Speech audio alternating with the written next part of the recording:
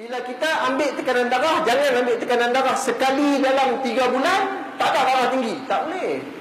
Tekanan darah ni kita kena ambil. Ambil mungkinlah, kalau tak mau ambil hari-hari pun, ambil seminggu 2 kali. Masa yang paling baik, orang mula-mula nak kena darah tinggi, ini satu lagi benda yang pelik.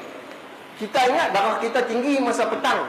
Tak. Darah selalu nak naik, mula-mula dia naik, pukul 2, 3, 4, 5, 6, 7, 8, dia mula turun. Pukul 9, 10, dia turun dah. Selalu nak pergi kat doktor, tunggu balik kerja. Balik kerja pukul 4, pergi cek doktor. Masa tu darah tak berapa tinggi sebenarnya. Darah ni nak tinggi masa. Sebab tu orang kena angin ahmar bila? Mangkit nak sembahyang subuh, dia kena angin ahmar. Sebab masa tu tekanan darah tinggi. Tekanan darah dia tinggi dah. Dia lonjak naik, lagi naik pukul tekanan darah dia kena angin ahmar. Sebab tu kadang-kadang orang kena serangan jantung pun subuh. Sebab tekanan darah ni biasanya tinggi di sebelah pagi.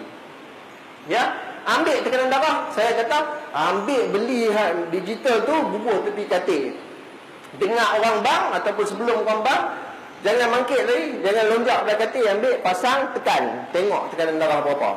Masa tu yang terbaik. Dengan satu lagi, nak tidur malam. Dah nak tidur, duduk atas katil, relax 5 minit ke, ambil tekanan darah. Paling tepat. Ini yang kita perlu buat kalau kita nak tahu kita ada tekanan darah ke tak. Ya, baru kita boleh tangkap tekanan darah tinggi ni. Selalu kita terlepas sebab tu, ya. Okey. Dan bacaan tekanan darah tinggi ni macam saya katalah, biasanya kita nak bawah 140, 90 lah, pukul rata. Nah. Okey. Dan ini yang orang katakan, macam mana kalau doktor, kalau saya kata kadang-kadang darah saya tinggi, kadang-kadang turun, kadang-kadang tinggi, kadang-kadang turun. Dari segi perubatan kita ada cara. Kita mulakan rawatan bila kita dah ada tanda bahawa jantung tu dah mula bengkak. Mereka tanya, sebab apa darah tinggi jantung bengkak, doktor? Ni cerita nak cerita. Pasal apa jantung kita bengkak bila tekanan darah kita tinggi? Saya nak bagi orang faham senang. Dulu basikal kita tak pam elektrik tu, kita pam tangan. Pam tu, kalau tayar tu dah keras, tekanan dia dah tinggi, larat kan nak pam? Tak larat lah. Pam pun tak habis lah. Pam suku tarik balik. Pam suku tarik balik. Sebab apa? Dia ketat. Tekanan dalam tayar tu terlalu tinggi, menyebabkan kita kena pam dengan kuat. Samalah dengan jantung kita. Jantung nak pam, tapi tekanan di luar tu tinggi. Jadi dia selalu dia pam macam tu. Dia senyum, dia duk pam. Tapi bila tekanan tu tinggi, merah muka-muka. Dia tak larat nak pam sebab tekanan tu tinggi. Okey. Jadi dia duk pam, duk lawan. Apa jadi kat dia? Jantung ni adalah daging. Daging macam daging kita ni. Kalau saya lah suruhlah siapa-siapa orang muda ni, hang pi dekat gym tu hari-hari sehari 2 kali angkat besi. Besi tu berat. Angkat cukup sebulan. Tebal lah. Masa dia tu tebal pasal dia duk angkat berat. Jantung ni dia duk pam hari-hari. Lawan tekanan tinggi, dia jadi terbaik. Terbaik bagus lah. Memang bagus. Memang jantung kita kuat. Sebab apa dia jadi terbaik? Sebab dia nak lawan tekanan yang tinggi tu. Tetapi air dalam gelas ni banyak ni. Ni saya nak langgah ni, mau 4 kali langgah baru lepas. Tapi kalau dinding gelas ni jadi tebal tu, air banyak mana? Air tinggal sikit ya, sekali langgah habis. Jadi bila jantung tu dinding dia dah tebal, bilik dia tu jadi kecil, kecut. Bila bilik jadi kecut, darah masuk sikit, darah keluar sikit lah. Sebab tu bila ada darah tinggi, jantung tebal, dia jalan dari sini pergi kat parking tu penat. Pasal apa? Duk lawan nak tinggi tu satu hal. 2, darah sikit ciput dia, masuk keluar sikit sangat. Itulah menyebabkan orang penyakit darah tinggi penat. Dia tak lemah lagi. Bukan jantung dia lembek. Jantung tak lembek. Jantung dia kuat. Tapi setiap kali dia enjot sikit. Pasal apa? Pasal dinding tebal. Pasal apa dinding tebal? Pasal dia kerja kuat. Pasal apa kerja kuat? Sebab tekanan dalam palur darah tu tinggi. So nak buat macam mana? Nak bagi kecut. Kita pergi tengok balik lah. Kita buat turun tekanan darah tu. Hak yang dia teran tadi tu, dia dapat teran lah. Lama-lama dia surut. Orang yang angkat besi tadi, saya dah angkat besi dah 3 bulan, muscle dia besar. Saya kata, okey lah ni hang jangan pergi angkat dah lah. Lepas 2-3 bulan, dia kecut lah. Betul tak? Dia kecut. Pasal apa? Pasal dia dah tak pergi angkat berat. So tekanan darah ni kita turunkan dia, insya-Allah jantung boleh kecut. Tapi nak turun tekanan darah macam mana? Yang tu yang tak gamak nak buat tu. Tak mau buat. Nombor 1 tekanan darah tinggi, saya suka abang tak pesakit. Nombor 1 bukan makan ubat. Nombor 1 jaga makan.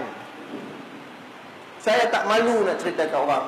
Saya belajar jaga penyakit darah tinggi dari siapa? Daripada arwah mak saya.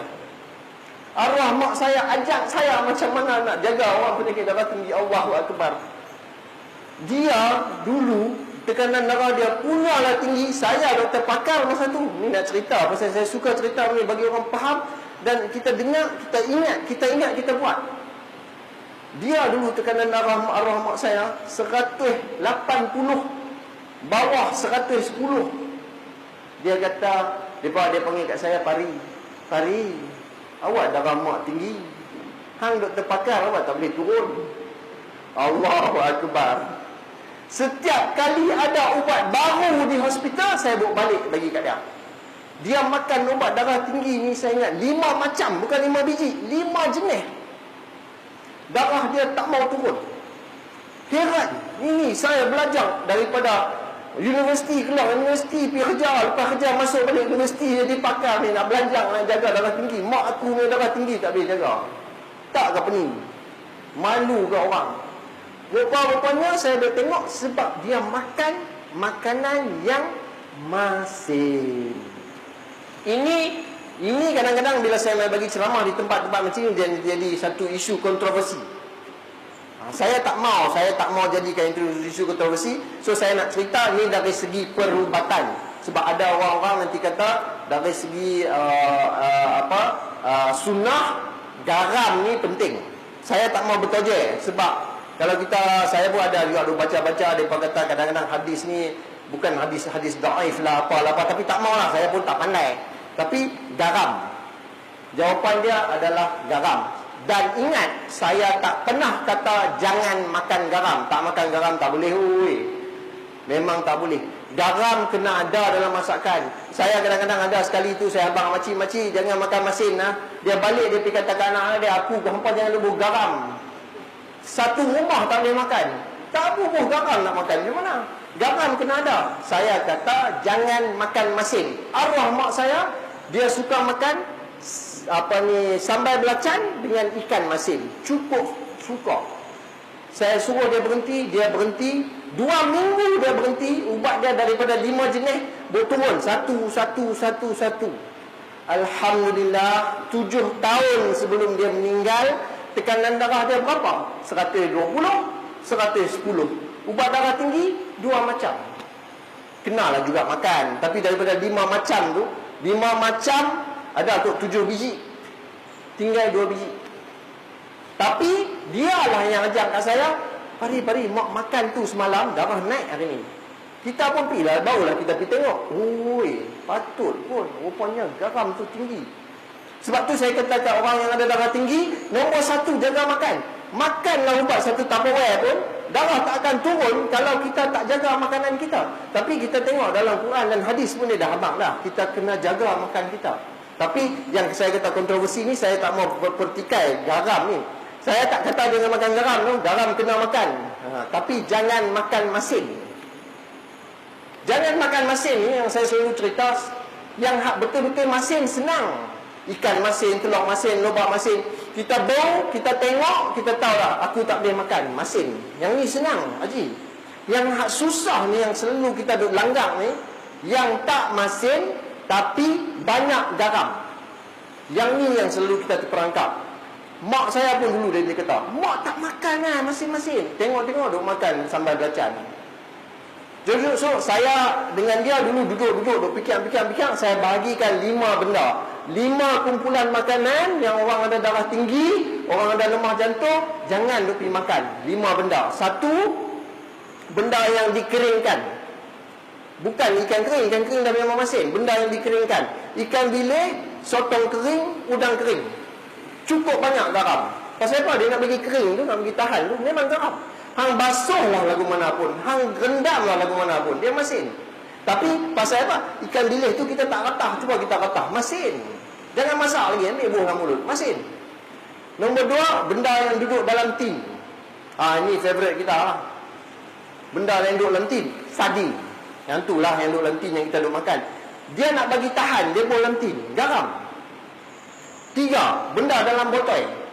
Benda dalam botol semua tinggi garam.